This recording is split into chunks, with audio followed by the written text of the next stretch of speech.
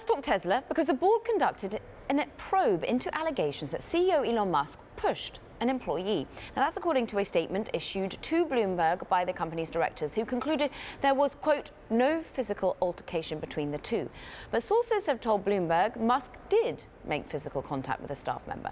Joining us to discuss this rather touchy subject is Bloomberg's Craig Trudell in New York, who leads our automotive coverage. It's an interesting story, and one that you say that actually Dana Hull and Eric Newcomer have been taking a while to report out. Yeah, absolutely. And really, this is putting aside all the details of what happened. This is what the significance of this story is. It's another instance in which this board has had to sort of answer for Musk's conduct. So I think that's the real sort of important context here.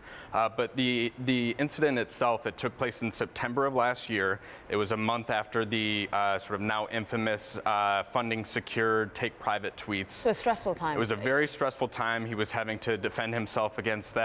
Obviously, that take private effort all sort of fell apart within a few weeks. He was losing executives left and right. And this particular executive that is sort of the subject of this story was on his way out from the company and was sort of physically accosted by Musk on his way out.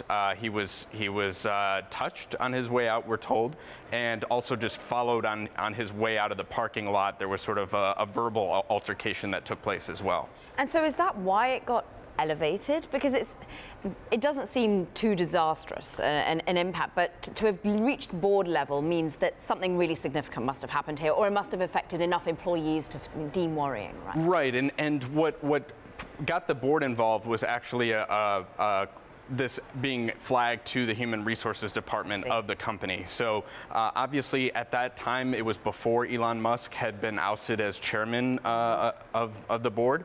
He remains on the board, but in order for this to be investigated, you would sort of gather that you would have to bring in an investigation that the board itself is involved with, because the Human Resources Department is reporting up to a guy who not only is the CEO but the chairman and really is sort of the face of the company. So that's what we've learned over the course of reporting this story.